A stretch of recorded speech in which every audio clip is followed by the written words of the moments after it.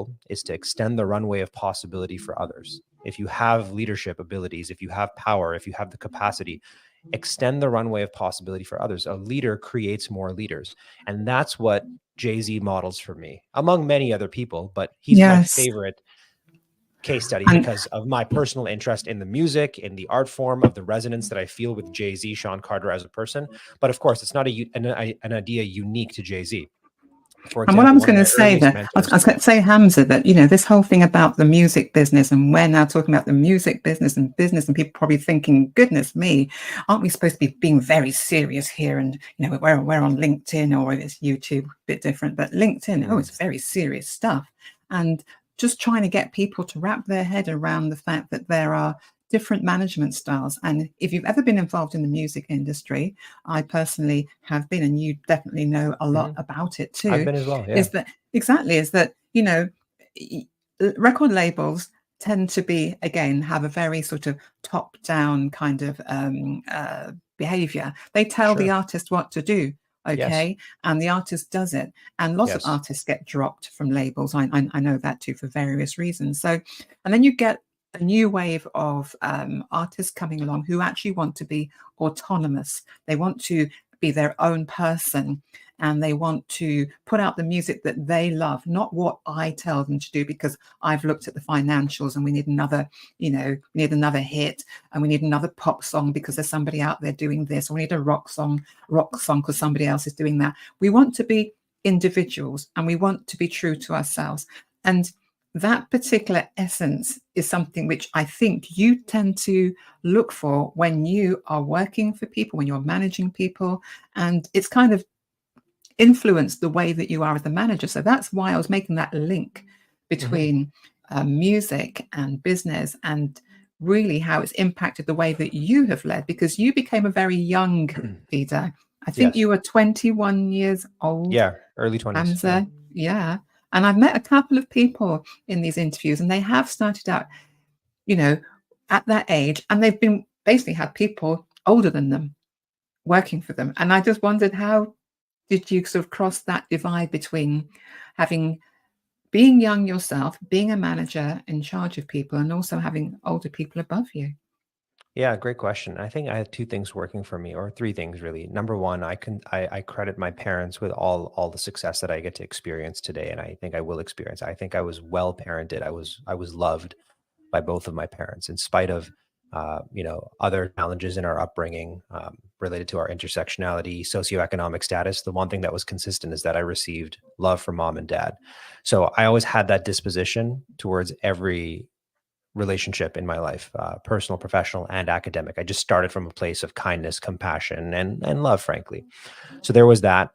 I'm also naturally very shy, meek, bashful, socially awkward. This is a rare opportunity to actually speak to Hamza Khan, because usually when I'm on stage, I'm using my alter ego. And I actually wrote about that on LinkedIn earlier today, where I talk about like HK, this construct that goes up there that's much more camera friendly. It's, my equivalent of Jay-Z, but right now you're speaking to I guess the equivalent of Jay-Z, Sean Carter, Hamza Khan. So there's that, the well-parenting, the being well-parented, being loving, kind, compassionate, also being shy, and then being young. Like, it was a triple threat that led me going into leadership situations earlier in my career, in which people that I managed were older than me, much more experienced than I was, feeling a tremendous amount of fear and insecurity. So what I did is I just overcompensated in the other direction. I said, I can't manage you. I was just honest. I said, you're an adult, perfectly capable of managing yourself. I'm here to just manage workflow and priorities. And using the music business analogy that you shared earlier, I just want to remove the business from this so that you can focus on your art. Let me handle the business. You focus on the art. Wow. And bringing it back to sort of the Jay-Z example, right? Like, that was the role that Damon Dash played during the early days of Rockefeller, where Jay-Z was the artist and Damon Dash was the shit insulator, if you will, who had all the difficult conversations with the Leo Cohens of the world, and dealt with all the distributors, and just insulated Jay-Z so that he could be great. Just and that's do his music. Yeah, exactly. Yeah. And that's the approach that I take. And I have a deep understanding of that as an artist as well. Like, in my soul, I'm an artist. I'm very eager to get back to art. I think I'm on a large detour right now doing this thing of entrepreneurship and thought leadership and building businesses and, you know, media, all that stuff. And I'm grateful for it. But this is all an attempt to get back to art in a pure way.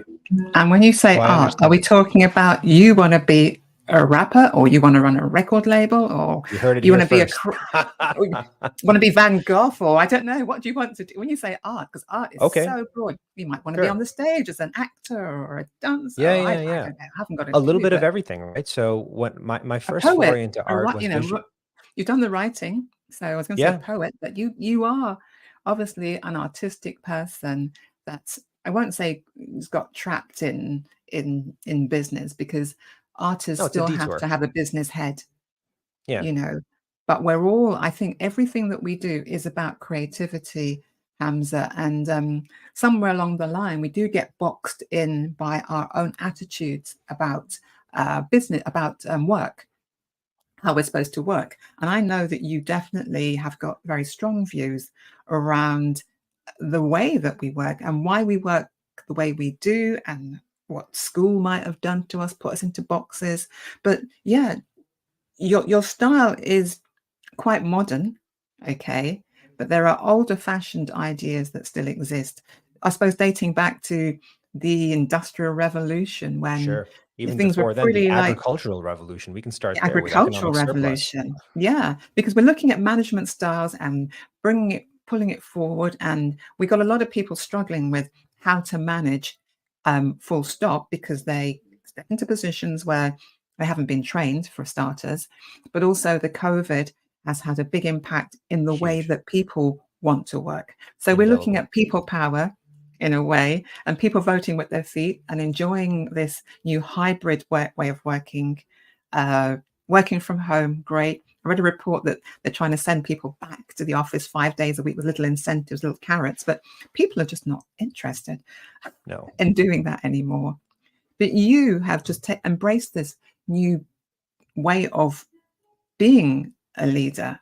And I think that's what we really should dive some more into, because, you know, what's the difference? You mentioned the theory X and the theory Y. Some Yeah. people may not be familiar with that, but, you know, carrot and stick to lead people, encourage them to do things, or whip, you know, pain or a bit of carrots in front of you, Yeah. or pain Passion, or pleasure. aversion, pain, pleasure, all Yes. these dichotomies make sense, Yeah. right? And like even theory X, theory Y, when you really distill the literature on leadership down, there's only really two styles of leadership. There's dominance and there's prestige. And dominance is exactly what it sounds like. It's top down, it's foot on your neck. And then there's prestige, which is replicate this because you are motivated intrinsically to replicate something that's good for you. And that's the core difference. The dominant style is very rarely voluntarily replicated, almost never voluntarily replicated, because nobody wants to perpetuate that style of feeling, that way of that way of feeling. Prestige based, which then spawns things like transformational leadership, servant leadership, laissez-faire leadership, hands off, so on and so forth. That's the style that when you think about the best boss you ever had, you know exactly who it is, right? If I told you, Joy, think about the best boss you've ever had and think about the worst boss you've ever had, right away, two Mm. faces pop up. Yeah, the one And not looking over my shoulder, checking on me all the exactly, time. That's the exactly. one I can't stand. And that's the boss who practiced dominant style of leadership. And it could have taken different forms. It could have been, you know, they created a toxic triangle structure of an organization. Maybe they had dark triad traits. You know, maybe they were malevolent, whatever the case may be, but you just vowed in your soul, never again. You don't want to be that person. You don't want to make other people feel the way that you felt. So I almost have like an elementary approach to this work. And so I think you're being very kind, Joy, in saying that I, you know, advanced or embody this modern style of leadership. But actually, this predates both of us. This is going back to early indigenous communities and the way indigenous tribes were structured. I'm continuing that tradition. I truly believe that the future of work is going to require an ancient prescription, going back to flat organizations, going back to holocracies, the way things were before the turning point of the agricultural revolution, followed by successive industrial revolutions that created an industrial approach, a one size fits all model to managing people. And people don't want to be managed. We want to manage things. We want to manage budgets, processes, events, inventories, but people are meant to be led. And that's what is missing from the post-COVID dialogue, of insisting on people get back into the office because of some sort of sunk cost fallacy. We have real estate that we need to justify, but people's equations for what they value have completely changed as a result of not just the plague, but the wars that are happening, the recession that's going on right now. People value something totally different. And I would argue that they've valued it from the beginning, but they also went on a detour. They were convinced by the status quo that you had to be in an office Monday to Friday, 9 to 5, especially if you were if you were a knowledge worker. But that's no longer the case. Leaders can insist on people returning to the office, but they're going to be hard pressed to attract and retain and engage, more importantly, top talent. Yes. And you in particular, Hamza, you mentioned the millennials. Now, I'm way past being a millennial. I'm like on the other foot in the other camp. But there's a lot said about the young generation who are now becoming the predominant force in the workforce. They don't like to be managed in the way that I might have accepted when I was younger. Turn up, specific time, be there. If you're late, people give you dirty looks. If you leave late, people give you dirty looks again. You try and work all the hours that you can do without much praise or encouragement, apart from a pay slip. That's it. I didn't demand that much from work, even though I came out of university quite bubbly and quite smart. Sure. And quite keen about joining the workforce. And then suddenly went into a company and it was like, is this really what work is? Because you're not using light. Right. It took my light out completely, Hamza, which almost brings us round to the idea. I mean, you've got two books. You've got the book on the leadership reinvented, which is a little bit of what we've been talking about now. Another, great title. And then also we've got the burnout book, which is The Burnout Gamble. Now, me and you do have a lot in common with burnout, but I didn't really notice when I first started working that there was such a thing. I was like 23-ish, I think. But I wanted to work hard. I think human beings want to get something juicy and fulfilling out of the number of hours that they spend away from their home. They want to get some meaning and purpose. Now, that's kind of like taken off the map when I'm saying to you, Hams, or you're saying to me, well, Joy, do X, Y, Z, and I'll give you some money. And that's it. And it may not be what I want to do, but I do it. So this whole thing about, for me, having my light extinguished by work and falling into burnout. And again, now it's happening to me as well. I've confessed on LinkedIn that I have been getting close to what I know. I should know better because I know all this stuff. I've been getting close to the point where I'm exhausted and I've been losing my interest in life. And cynicism is creeping in. I get it. Losing contact with friends. So and when I listened to your second TED talk, which was completely all about burnout. So perhaps we can talk a little bit about that too. I mean, we understand the world of work is changing and that human beings do want to work differently. We also need different types of leaders. People don't want to be managed, they want to be led. Right. I get that. And I think everybody in and of themselves is a leader of one, which is another great thing that a friend said to me. But your move from being a bright-eyed young man, full of energy, doing things, managing people, and then boom. You were about to go on holiday, I think. So tell us about the itinerary that you had for your holiday. It was absurd. It was an overachiever's itinerary. It was Toronto to New York, New York to Milan, Milan to Prague, Prague to Amsterdam, and Amsterdam to Kuala Lumpur. And you call that a holiday? I know, right? A holiday would be toes in the water, ass in the sand, not a worry in the world. cold beer in my hand, right? That's what it should That's be. it. That's it. But what I had planned was clearly a trip. And I believe that that is what I needed to do in order to fill my energy buckets that I had been pouring from that were completely depleted by the end of that year, 2014, when I burned out.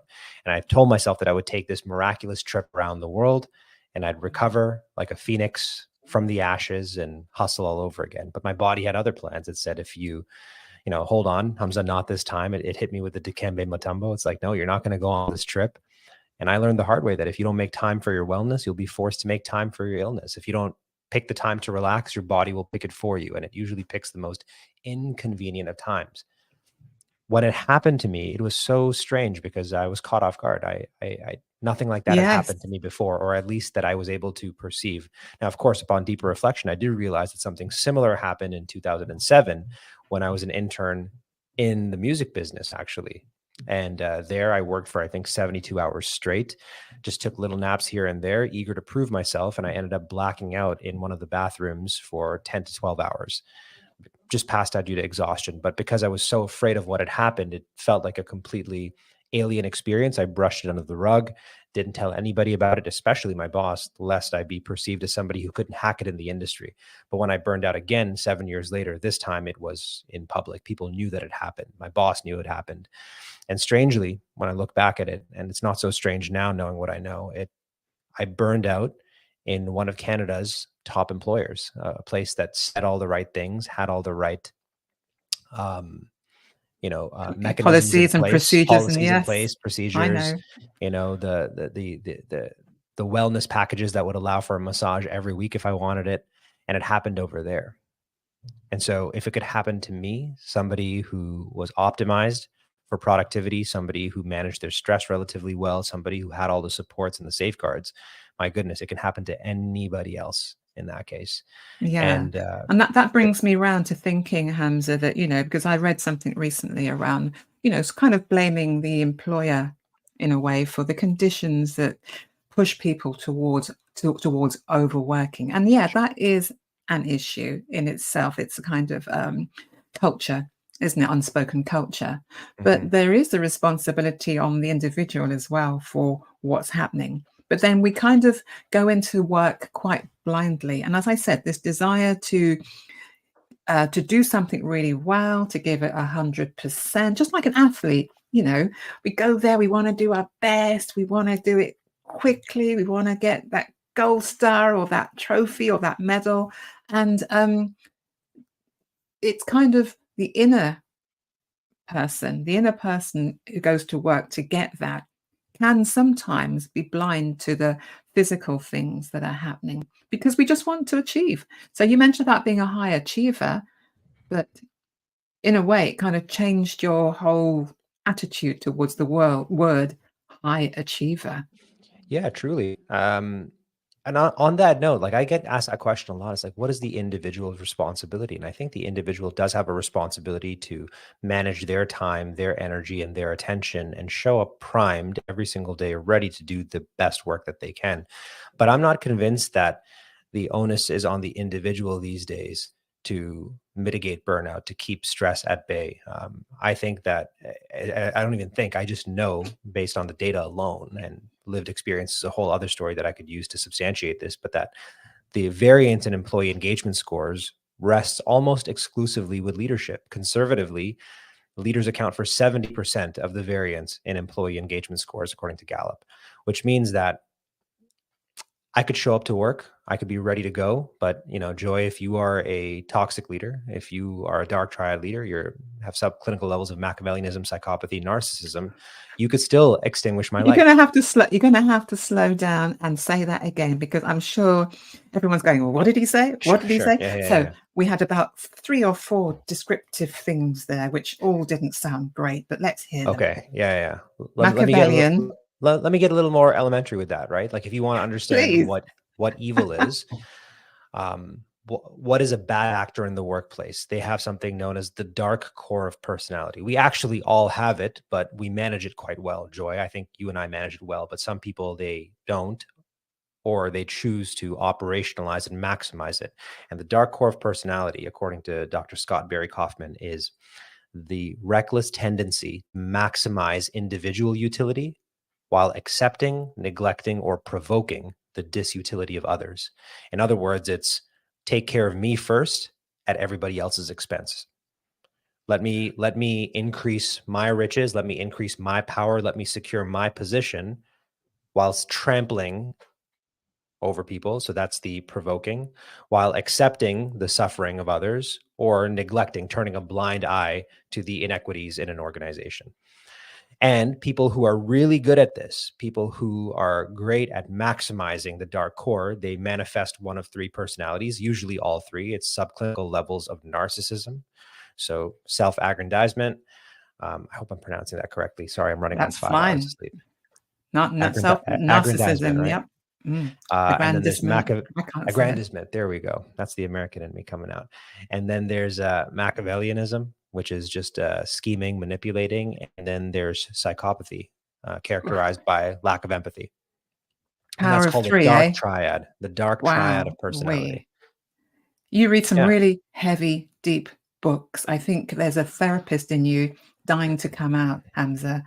Some of the things you just said to me there, even though I don't, I do operate in this one, I'm thinking, wow, you are like PhD, I don't know, going on to study more. This is a place which you have definitely studied to a high degree.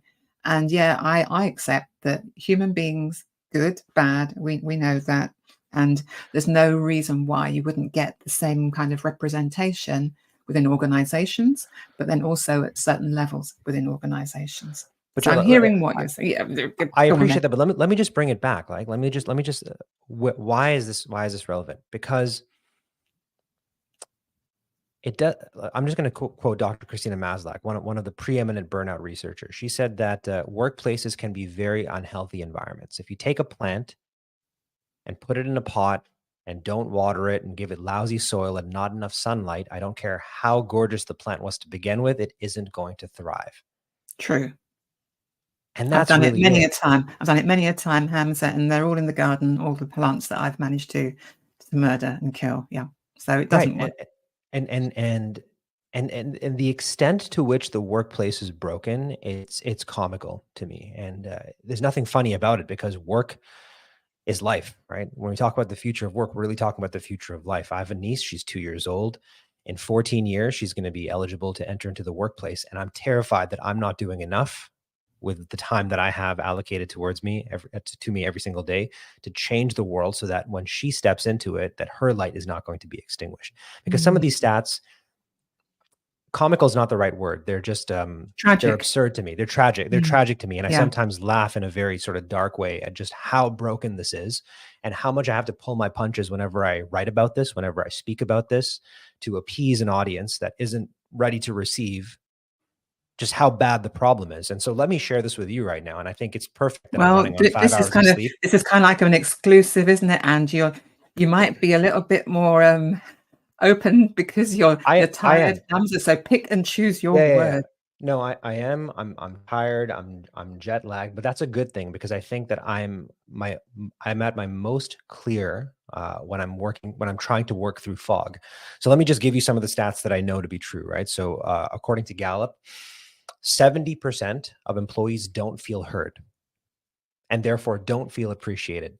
And so for anybody who says, hey, this theory X style of management, top-down, authoritarian, autocratic style that you're describing, that's passé. Nobody's really practicing that anymore. To which I would say, sir, ma'am, hold on. 70% of employees don't feel heard. That to me is the clearest evidence that there's dehumanizing practices still alive and well in most organizations. To make another person feel like their opinion doesn't matter, that indicates to me the presence of the dark triad, the dark core of personality, and the theory X style of management. So it's still very much at play.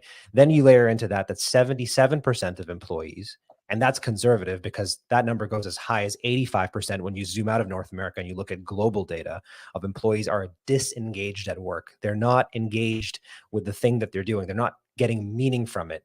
And then within that spectrum, you also have people that are actively disengaged, i.e. they resent the organization and are therefore engaged in sabotage of it.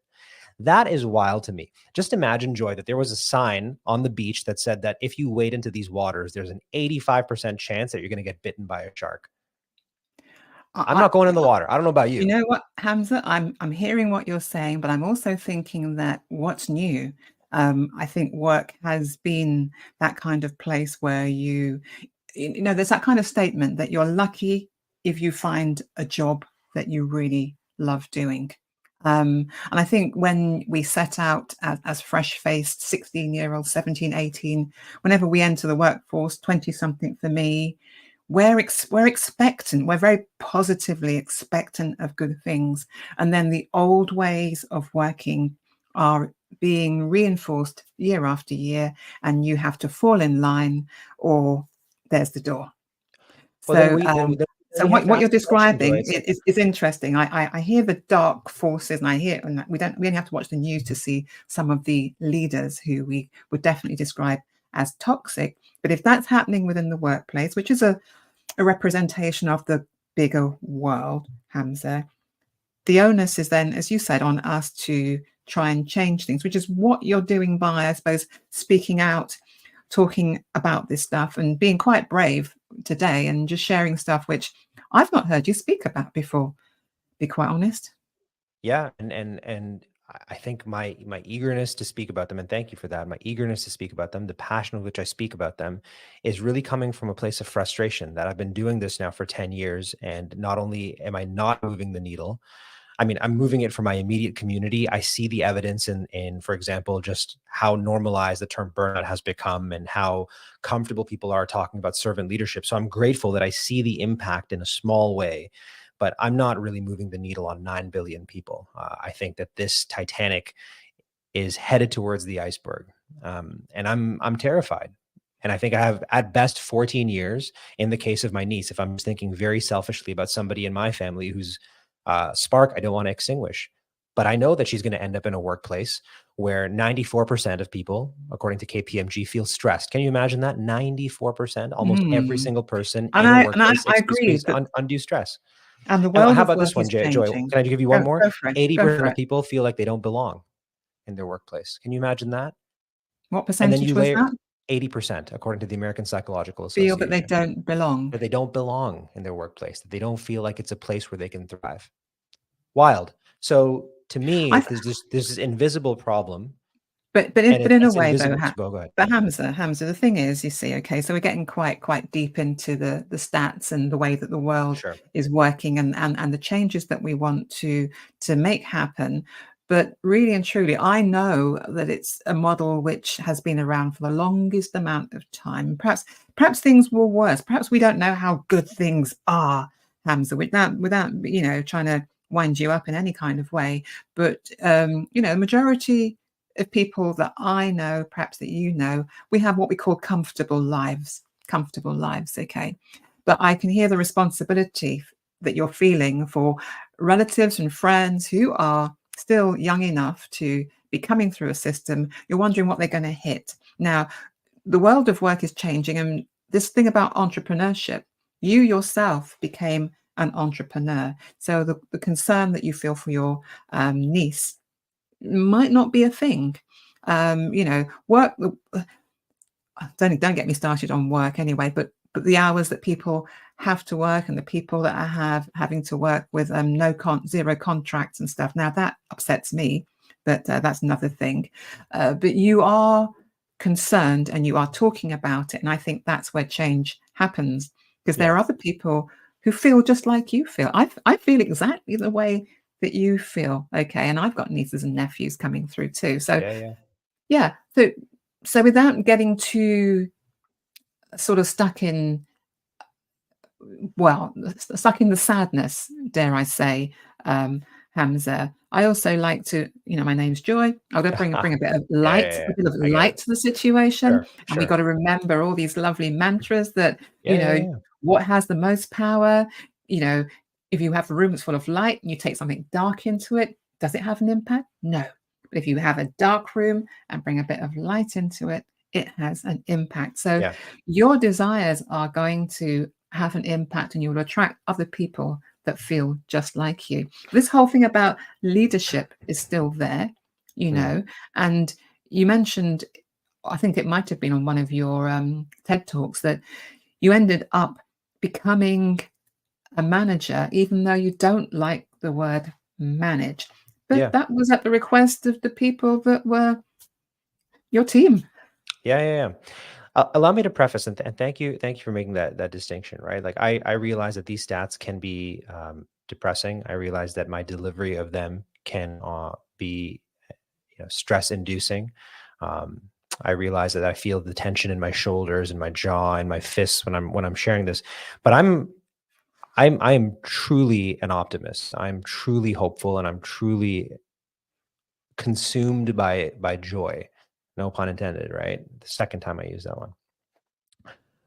When it comes to the future of work, I believe that when we take a wider view of time, the fact that we're even having this conversation right now, as freely as we are, is an indication that we're moving in the right direction. I might not wear that expression on my face because I get really pensive, but I'm very hopeful. I think we're going to make the right series of decisions.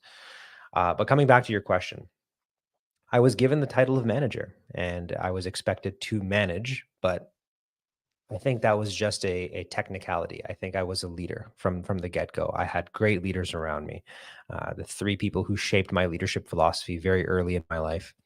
Actually, before them was my dad and my uncle. Different story. Um, very much instilled in But that's me. where it starts. That's exactly where it starts. That's where it started, but I didn't really intuit the lessons of leadership at the time. For me, though, that was a masterclass in entrepreneurship and servant leadership and serving customers. But when it came to managing staff and how to be a good leader to the people that report into you, I learned that from Drew Dudley, from Alan Grant, from Lisa Arneson. Sort of like a holy trinity of leaders in my life, if you will. And I learned different lessons from each of them. But the big lesson that they all shared was making it about others, not making it about myself, about giving power away. And I learned this in some very vivid ways. I mean, Lisa actually had me leave the job while I was on top, while I was succeeding. She was like, no, you got to go spread your wings, leave this, go experience another adventure, and then come back when you're ready. But reach the end. There's a finite amount of leading that you can do. That's actually what Alan taught me from the get-go. In our very first meeting, in my newly minted role as a leader, the first set of instructions that I received on day one were make yourself obsolete. So when that starts, when your leadership journey starts with somebody telling you to write yourself out of a job by the end of the year, Joy, you're speaking to somebody whose life is an echo of that conversation that happened nearly 20 years ago. And then when it comes to servant leadership, I mean, Drew Dudley exemplifies that. I've got his book right behind me, Day One Leadership. It's all about just the inner work that a leader can do to show up and help others. So, And I hear that changes because coming. because in a way, that's an interesting way to use the word leadership, because what they're doing is seeing the potential in somebody, and they're encouraging that to grow, a bit like we said about the plant and the water and the sunlight, and they're prepared to let you spread your wings and disappear, because there's a real fear, I suppose, within companies, really. Human resources, as human beings are called, we're actually human beings, but human resources, if you are developing them, then you are giving all of those assets away to somebody else. So you're not going to encourage them to leave in the way that has been. But really and truly, we were looking at the way in which we're going to have to look after people. And this word, humanize the workplace, this fear that people will become lazy and troublesome and God knows whatever other negative words they can put above our head, when actually we want to get as much out of working as they want to get the work out of us. So it's interesting, the dynamics that are happening, and they're changing. You just described a model where someone has said to you, after a year, I want you to spread your wings, disappear, grow, blah, blah, blah. You go with my blessing.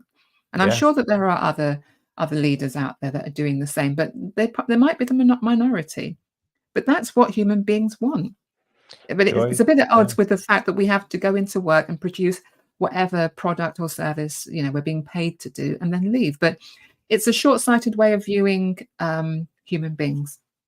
Truly. Everyone's being shortchanged.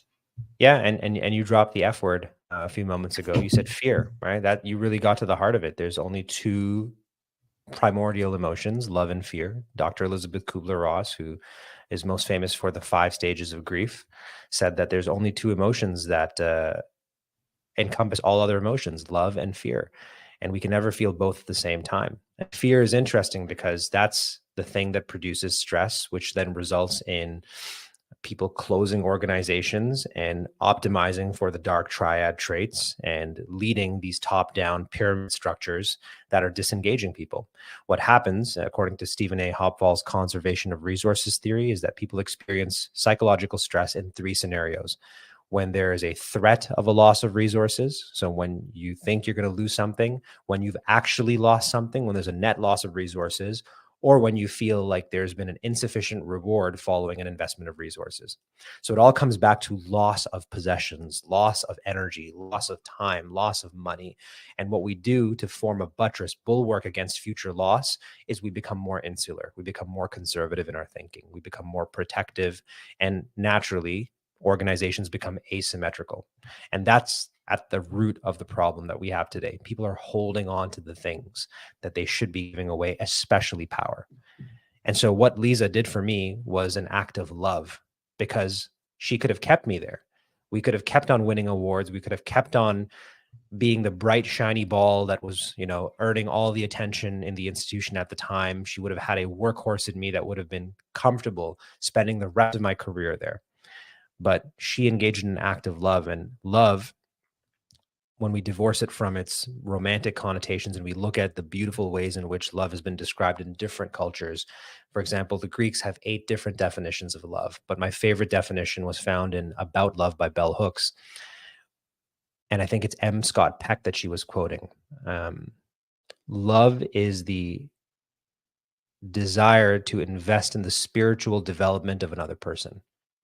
And that to me is profound, which is because that's ultimately what Abraham Maslow wanted with transcendence. We know what Abraham Maslow's pyramid looks like. It's self-actualization at the top, but that's actually a misconception. His model was co-opted, of course, by economic schools to find ways to drive productivity. But you look at his later writings, and he was talking about a step above self-actualization, which was transcendence, going beyond that.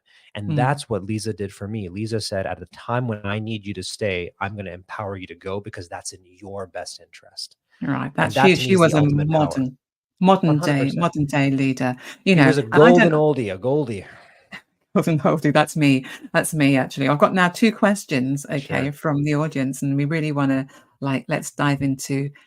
Let's see what the first one was. I'll put it up. There's an awful lot of it. It's probably going to fill the complete screen, but let's see how it goes. Right. This is from Corrie, and she says, what would be the percentage of those who feel that they don't belong in their workforce also feel that they don't belong in the world? So that's an interesting thing. We're looking at belonging on that, was it meta level, then building it out a bit more macro, all these words. That's a question. And then she thinks it may be more an internal struggle that is dictating their own future in other aspects of their life, including their career. So that I'm going to have to wrap my head around that, Corrie. I don't know. Can you unpick that one for me? Or excellent question, Corrie. I'm described as a future of work thought leader, and I'm happy to embody that role because it makes sense to the audience. But we both know, everybody watching this knows, that the future of work is the future of life, considering that we spend conservatively 60% of our life engaged in some sort of productive work.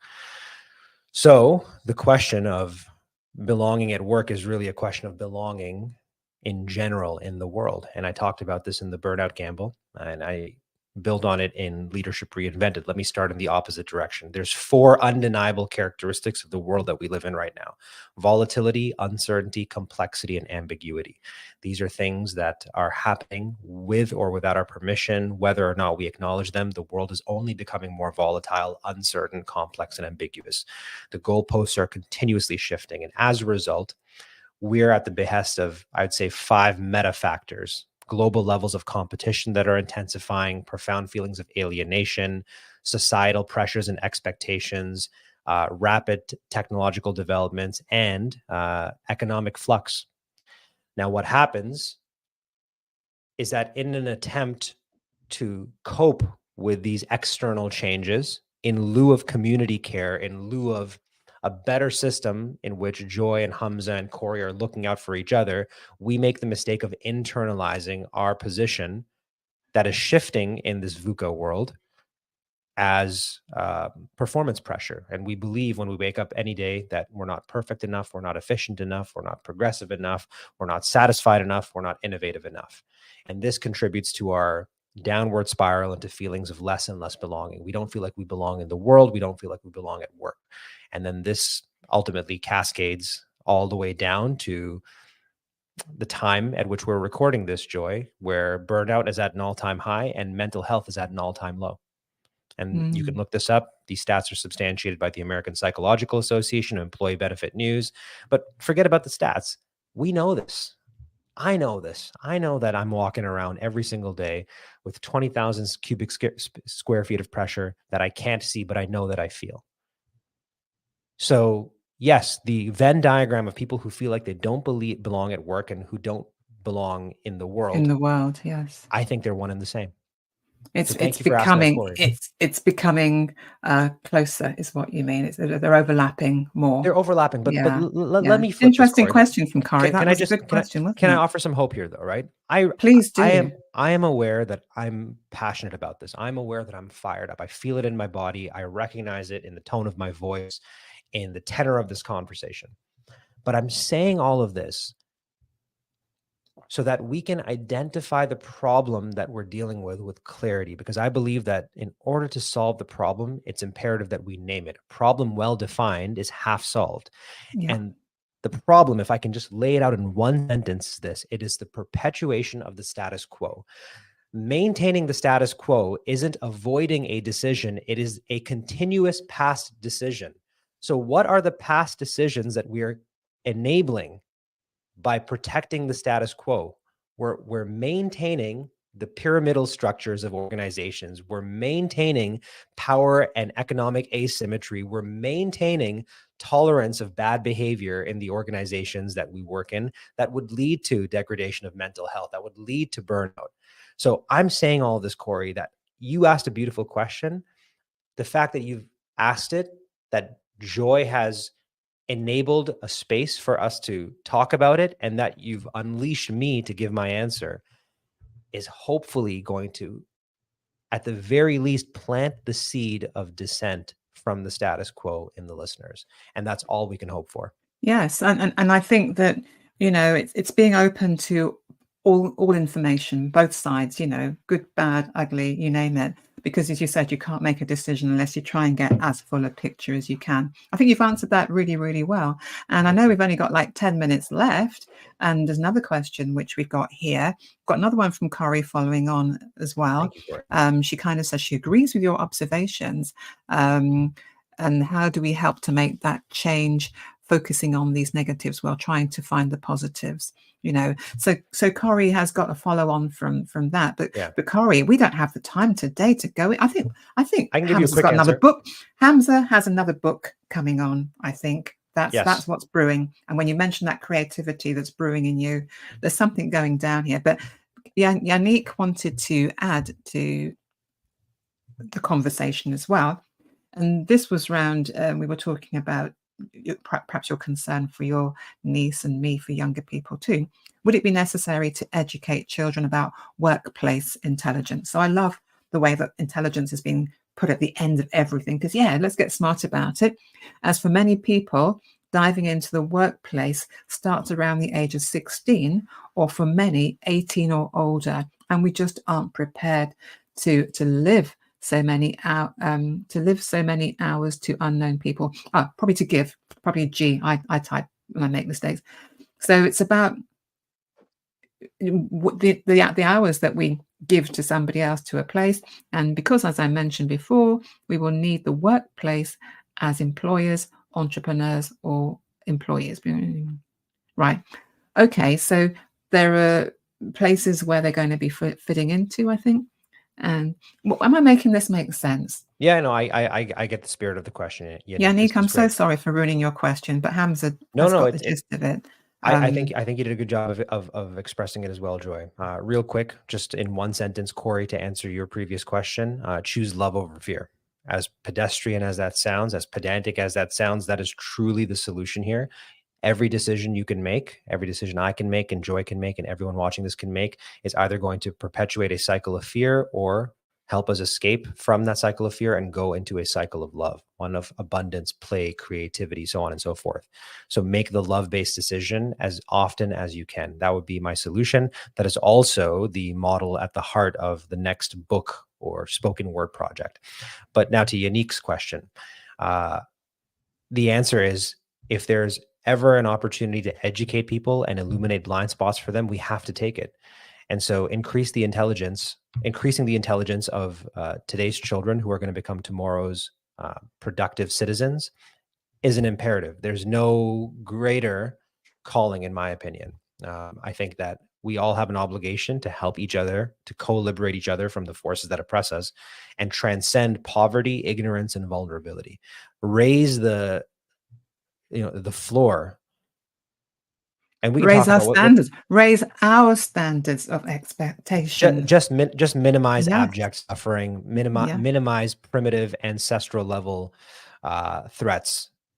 The things that we're experiencing in 2023, it feels like we've entered into a new state of nature that would resemble what our ancestors would have experienced 10,000 years ago on the savannah, right? Predation by wild cats, getting effed up by snakes and having livestock and children pecked away by birds of prey. I mean, we're still dealing with that kind of fear, but in a modern, sometimes more subtle way in the workplace. So yes, absolutely educate children. It's not described in the kind of very macabre way that you have, but it's invisible, but it's felt.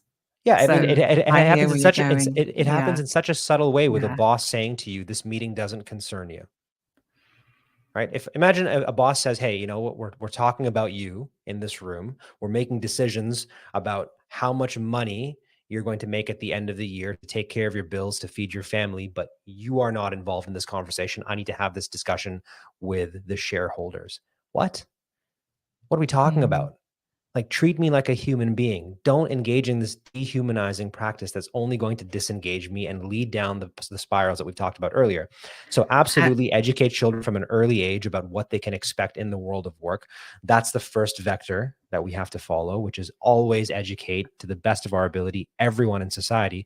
And then the onus is also on us to do the same for the leaders so that they're not creating systems that would attract and engage the dark triad leaders and the dark core personality. The repeats of everything. Yeah. It has to be a pincer attack. We have to approach this from both sides. Yeah. Great answer. Hamza, this is a long conversation. I can see we could go on for another couple of hours. And Corey wants to say, choosing love over fear. Let's get that up there. Thank you. Over fear. Yay.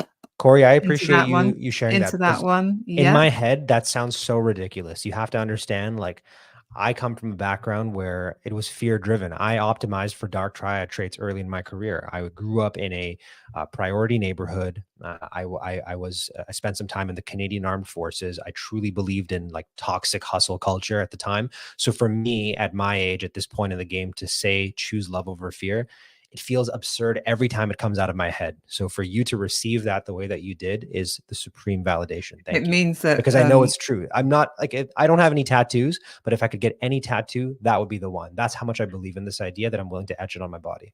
Hamza, it just means that you're of an age where you care about the world and you want to make a difference. And I think that's a beautiful thing. Okay. So you don't have to apologize for saying things like choose love over fear. All the old-fashioned ideas around being spiritual and caring about the world on another level. People aren't so picky about it anymore. They're not so terrified. People are embracing these ideas because I think at the core of us, we feel it to be true. And I go with feelings. I feel it to be true. So We that's the do. difference between using your emotions to guide what's happening to you in life. Emotion intelligence, call it your own inner guidance, your intuition, whatever you want to call it. But I go with my feelings. If something feels wrong and I can't intrinsically see what that is, I will begin to question it. If it feels right, then I also go with that too. But these are long, deep conversations. We have like 2 minutes left. And I Sure, want to sure. make Yeah, yeah, sure yeah. that people know how to contact you, Hamza. So, with that coming up, I'm going to make sure that I do that completely properly. So you can contact Hamza. Hamza, is that a good place to contact you That's at? perfect. Your All of my website? links are there. You By can your find my website? email address. You can scroll to the bottom, see all my social media links. You can subscribe to my newsletter. But there's a chance that you're probably watching this on LinkedIn right now. So you can just add me on LinkedIn. Great. You must be up way past all your connections by now. But anyway, that's very generous of you. And the other place you just mentioned was if it's a way of promoting it. It's promoting your Yes. newsletter, isn't it? Yes, and let me Fantastic. sell this. Let me sell this. I'm so passionate about this. This is me finding my groove again as a writer. Every time I publish a book, it just takes everything out of me. I don't know what it's like to give birth to a child, but I imagine the closest equivalent that I have in my life is the publication of a book. It's like my entire being goes into the production of this thing that is then out in the world and lives its own life. And then I'm exhausted for like several months, if not years after the fact. And so after publishing Leadership Reinvented during the pandemic, I went through a bit of writer's block, and I'm only now finding my groove again. And as I'm warming up to write book 3, I am publishing some stuff on a weekly basis, and you're getting it on LinkedIn. You're also getting it on khanhamza.substack.com. These are 100% original ideas from my heart, from my brain to you. There's no ghostwriting. There's no chat GPT here. In a world of noise, this is just signal after signal after signal. And so I hope that you get as much value from reading these posts as I get in writing them for you. And I'm not going to stop. We're going to have a lot of fun. I'm just getting going. Beautiful stuff. I can see that I'm going to be getting you back on. I can see that, just to see I'm in. what direction this is all taking. And people are saying really, loving what you're saying. And Yannick saying lots of love from Respect. Canada. Thank you, Yannick. And, I'm sure Corey's really, really happy with that answer too. So yeah. And everyone else whose comments I can't see and I haven't been able to deal with, but we're 1 minute over time. So I do like to keep things within the frame of our expectations. That's my job to do the timekeeping. So Hamza, it's been an absolute pleasure talking to you. And I know you're tired, so I have to be mindful of not allowing your free-flowing, almost half asleep stuff to come out on screen. That's my job to rein that in a bit. So I've been keeping an eye on you, because I'm very much into that whole thing about mental care and emotional care. Very, very important things. But you said some amazing things I've not heard before. Wow. Definitely not on your TED Talks. So this is another TED Talk number 3, I think, to let you back up and get you to say that. But I think you mentioned there are ways in which we can feel that we're making a difference, because the thing that we can all begin to feel is that we don't have any power or control. And that's when we can go to some very, very uncomfortable places ourselves. So regaining some power, regaining some control in your life in whatever way that you can, and if it's through your writing, so we can all share some of these ideas, then that's the way to do it. We can make an impact on the world. And today, right now, doing our live, we are making an impact on the world. We don't know what the butterfly effect is going to be, Hamza, but I know it's going to be good, because there's a lot of juicy stuff in there. So I want to say thank you very much for being a guest. You just said yes to me. I'm like, Hamza, I looked at your profile. I thought, he's up there in the clouds. He's not going to say yes to me. And you just went yes. Never that. And you've been so humble as well. I've been so impressed at the humility that you've shown all the time. So you don't have to wear all these accolades on your sleeve. You're just a human being who cares. And that's what came across to me today. Truly. So I'm so appreciative of you being here. And you need to get some sleep. You must not run yourself into the ground. Go get 8 hours, do what you need to do. But this doesn't look like a tired man, does it? No, I doesn't I at am not all. I am not tired. I could do this for another 5 hours, honestly, Joy. Thank you. Well, I me don't and want you are going to have to do a private session where we talk and get stuff out, and perhaps I might help you to write your book. Who knows where it's going to go? But who it's been knows, a but great Joy, session. no, I thank you. appreciate it. I I and I appreciate. and I appreciate you. You did a fabulous job of asking questions. I didn't get a chance to ask you the questions that I had of you. I want to learn about you. I want to learn about your work. I want to learn about what's motivating you and the impact that you're hoping to make through your work and just through your being. We'll But make some I want to time. thank you sincerely for the opportunity to speak with you, to cross time zones, to introduce me to your network, and for the joy that you are bringing to every interaction that we have, that we're going to have, but also to the world of LinkedIn, especially having this conversation amidst the backdrop of a triple black swan event, the lasting effects of a plague, ongoing wars, and a recession. So for us to have a conversation about choosing love over fear, about stopping managing and starting leading, about burning bright and not out, it's a truly beautiful thing, and it gives meaning to my life. And I know that my ancestors and yours are grateful for this exchange. So thank you. Thank you, Hamza. And on that really, really happy note, everyone, wherever you are, good morning, good afternoon, good evening. You can find out more from Hamza on LinkedIn, or come back to me and ask me questions if you're trying to get through to Hamza. But it's another doorway that's opened up in the world, and we have to remember the impact that we can still have on the world, and that is by having conversations. So, Hamza, I thank you so much. And we're going to hit the button, end the live stream, and there Thank might you, be a everyone. round two. I think there'll be a round two. I'm sure I you're would all love it. thinking there'll definitely be a round two. So I'm going to I'm hit the in. button, Round say goodbye 200. to Let's do it. everyone. I'll let you have the last word. Go on. Why not? No, good. No, go on, me. Okay, I'll have the last word. So everyone, catch up with you all soon, and we'll catch up with Hamza again. I think part two is definitely on the cards.